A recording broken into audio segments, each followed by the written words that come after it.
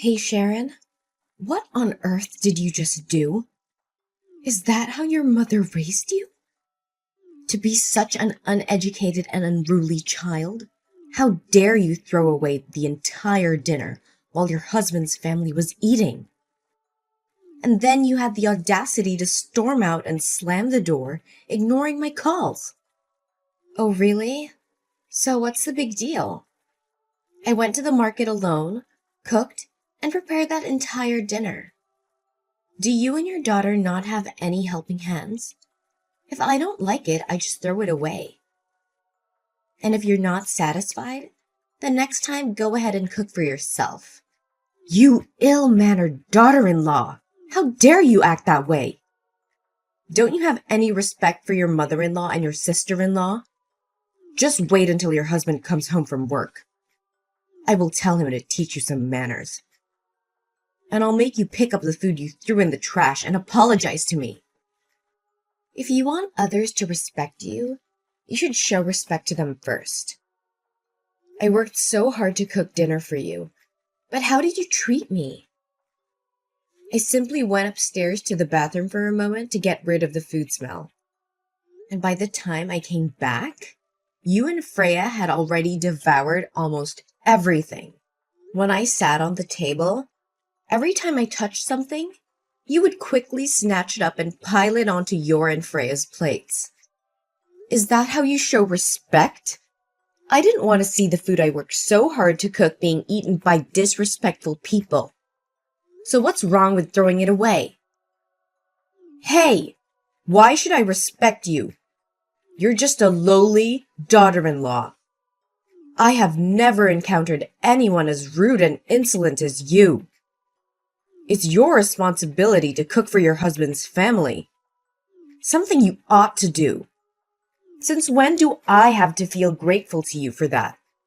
You better come back here and prepare another meal for me right now.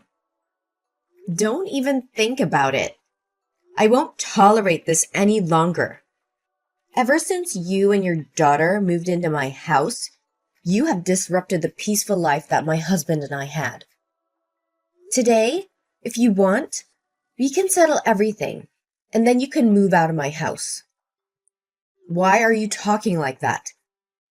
You make it sound as if the entire family is ganging up on you. Besides, this is my son's house. It's not you who works hard to pay the mortgage, so you have no right to kick me out of this house. Oh, is that so? It seems like your son doesn't trust you enough to share everything with you. Well, we have a lot to discuss then, starting with your precious daughter. What's wrong with my daughter? Ever since your daughter moved here, various items from my room have gradually gone missing. Clothes, jewelry, cosmetics, they've all disappeared. No matter how many times I caught Freya rummaging through my things, she never listened to me. I made it clear that they were for my personal use, and if she wanted to borrow something, she should at least ask for permission. But even when she did use them, she never bothered to put them back in the proper place. Clothes were never washed and returned to me. Cosmetics were left open and spilled, and jewelry was rarely seen again. Oh, don't blame my daughter. It must be because you didn't take care of your things properly, so they got damaged. It's unreasonable to blame her. Besides, this house was purchased by my son, which means everything in this house belongs to him. Why should my daughter ask for your permission to do anything? Now I understand how Freya became so entitled and arrogant. It seems like you've taught her well. What do you mean by that? Are you criticizing me for not being able to raise a girl properly? Let me tell you. My daughter is a good, gentle, and beautiful girl. And my son is intelligent and talented. Both of my children are exceptional. Unlike you. You're just selfish. And let me tell you, your belongings aren't even worth my daughter's attention. What does Freya use to ruin your precious cosmetics and bring down her level? Exactly. They're just worthless junk to you, right? In that case, you should be willing to compensate me for those items on Freya's behalf, shouldn't you? The broken cosmetics alone were worth $1,000. And the jewelry and clothes she took from me, which were left dirty and torn, amounted to $4,000. So in total, it comes to $5,000. Huh, is that all? It's just a few measly coins. Yet you're making such a fuss about it. Just wait until my son comes home. I'll make sure he pays for everything. Mom, don't be so hasty. I haven't finished yet. You're aware that I've been losing money at home lately, right? I've been observing for a few days now, and the culprit happens to be your beloved daughter. What? What are you talking about? My daughter would never steal from anyone, so stop making up stories about her. I can't believe you would stoop so low as to tarnish my daughter's honor and dignity. Mom, don't deny it so quickly. Of course, when I make such accusations, I have concrete evidence to back them up. I've placed a hidden camera in my bedroom and captured clear footage of your daughter rummaging through my purse, happily counting the money. But it seems she forgot to return my wallet or something, as she took it and left the room. So now I kindly remind you to return that money to me, or I'll have no choice but to submit the video to the police and let them handle it. What? How dare you put a camera on my daughter? Besides, you and Freya are sisters-in-law. It's just that when she's in dire need of money, she borrows some from you. Why do you have to exaggerate it? All right, let's consider it as Freya borrowing money from me. So is it time for her to repay now? Over the past 2 weeks, Freya sneaked into my room and took money a total of 7 times. The amount she took adds up to $9,000. Along with the compensation for my belongings, Freya owes me a total of $14,000. Just $14,000? So you're treating your sister-in-law like a criminal? I deeply regret marrying you and having you as the daughter-in-law of this house. You're so uneducated and disrespectful. So you think your daughter is educated when she steals from others? How dare you raise your voice at me like that? Mom, please calm down. Save your breath because the best part is yet to come. Now, it's your turn. What about me? What did you do? Do you remember a week ago when I bought some tonics and supplements for my mother to take to the hospital? But when I went back to the kitchen to prepare chicken soup for her, I found that those potions had expired. So what? I told you it wasn't me. Are you blaming me again? I don't know anything about drugs. Maybe the pharmacist tricked you. And now you're accusing me of swapping your drugs? How could that be when the pharmacist is my best friend? She's a pharmacist with many years of experience, so she wouldn't deceive me. Besides, I actually knew it was you from that day, but I decided to give you another chance. But it seems you considered me an ignorant fool, and that's why you acted that way, right?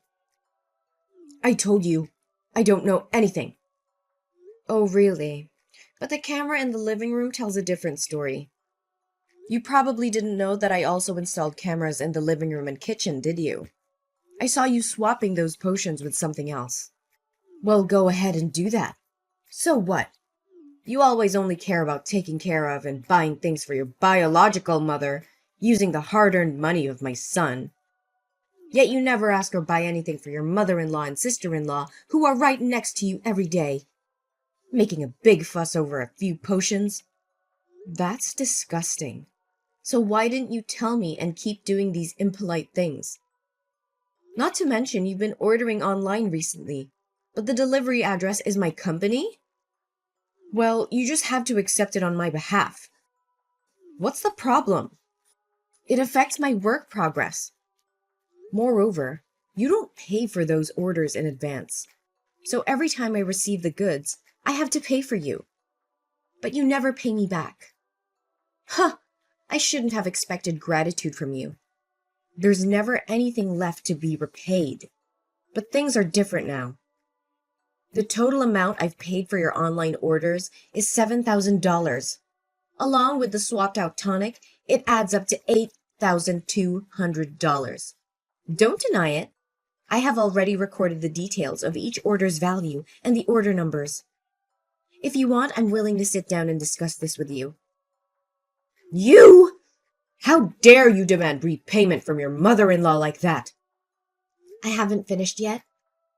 A few months ago, you borrowed $50,000 from me for some other investment. Now, it's time to repay that. However, since you are still my mother-in-law, I won't charge you any interest. So the total amount you owe me is $58,200. I accept cash or bank transfer. What kind of daughter-in-law dares to claim debts from her mother-in-law and sister-in-law like this? What's wrong with that? If you borrow money, you have to pay it back. It's the natural law of life. I'm not a fool or a servant who spends all day earning money for you to squander it like that. I will tell my son about this. You won't get away with it. I'll call him right now. I'll make sure he divorces you and kicks you out of this house. Ooh, I'm so scared. Who are you trying to intimidate?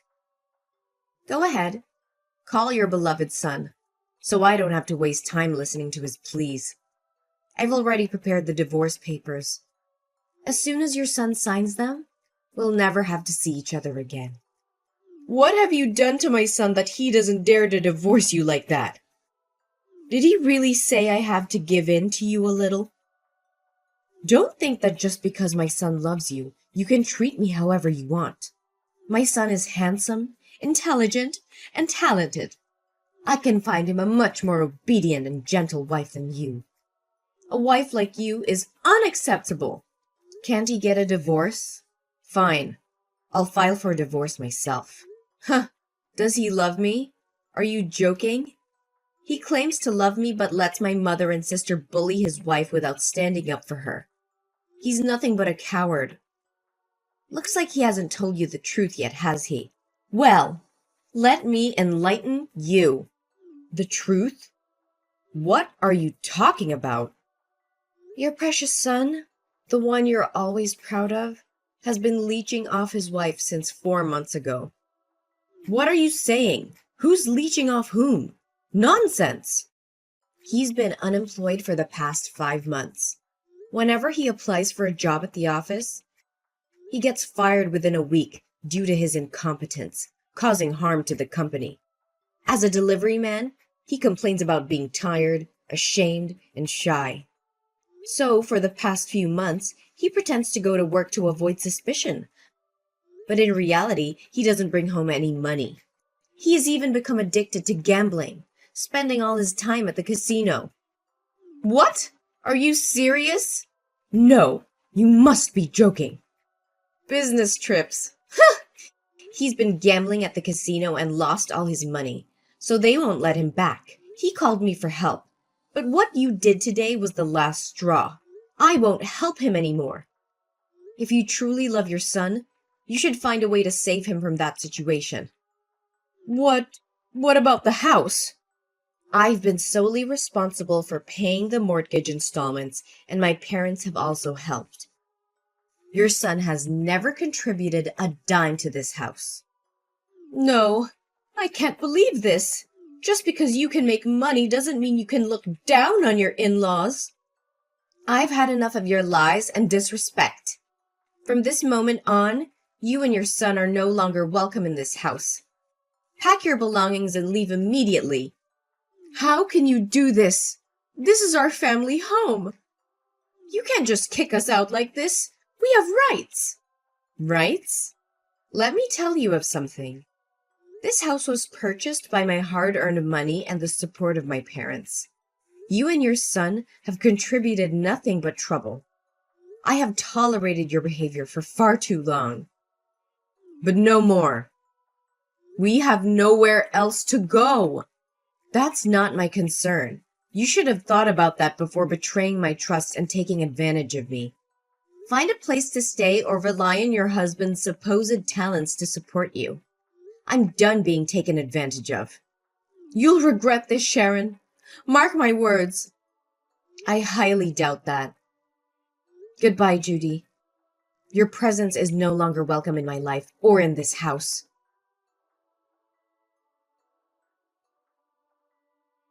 Oh, poor Sharon. Had a little fall down the stairs, did we? Maybe you'll finally understand what it feels like to suffer. And guess what?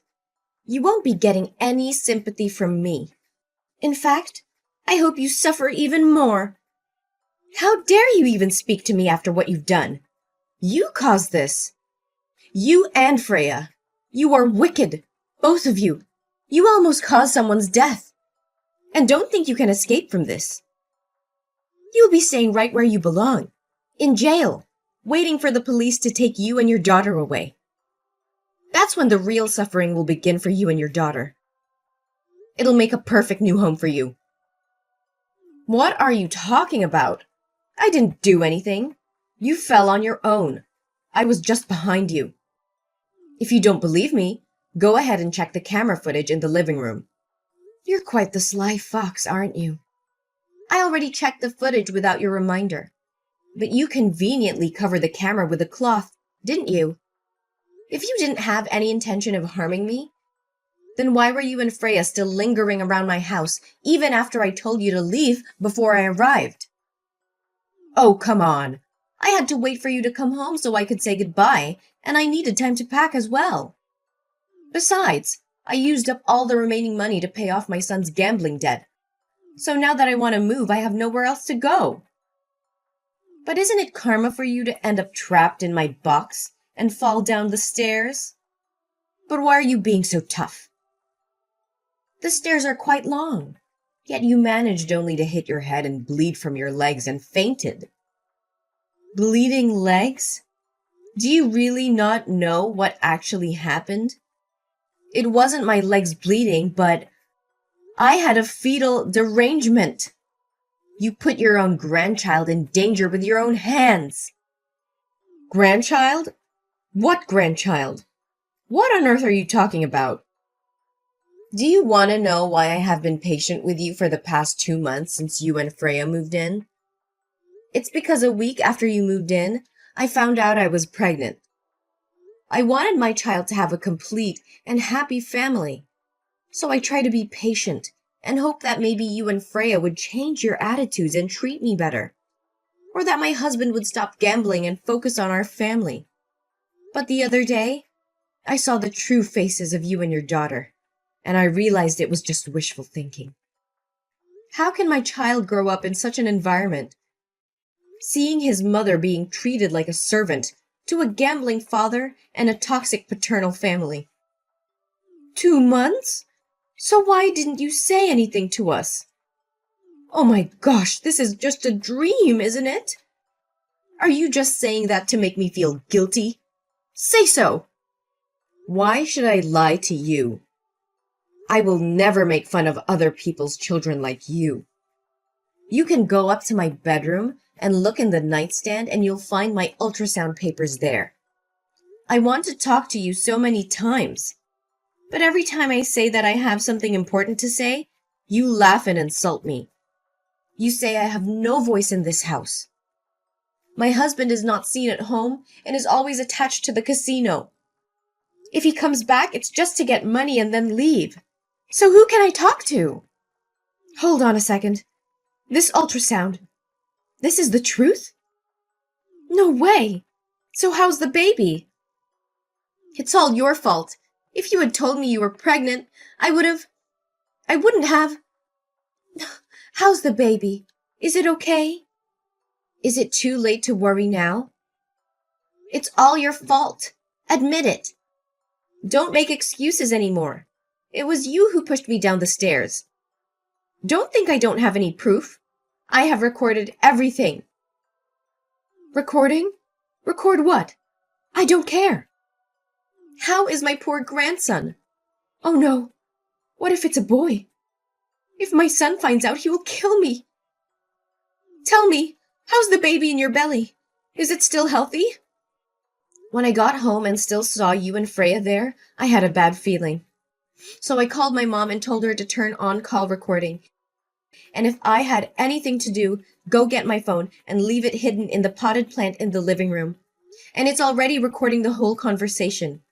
You conspired with Freya about harming me to take over this house. Because if I die, the house will belong to your son, right? That's right. That's what I do. Is that an answer that pleases you? Now, don't be so verbose, but tell me about my grandson's condition. Well, there is no more grandson. What? Oh my God! No way! I killed my own grandson? How could that be possible? That's right. You killed your own grandson yourself. From now on, the baby will be only mine. Only me. No longer related to your family. What do you mean? That means the baby is still in your belly, right? Yes, the baby is still in my belly. But don't think for a second that you have any claim to this child. You've proven yourself to be a danger, not just to me, but to your own flesh and blood. I didn't mean for any of this to happen. I never wanted to harm my own grandchild. It was just a terrible accident. No, that's just a prank. A prank? Is that what you think this is? You call the potential loss of an innocent life a prank? You're delusional, Judy. This is far beyond a mere prank. Your actions were calculated, malicious, and showed complete disregard for the life growing inside me. Sharon, please believe me. I never intended for any harm to come to the baby.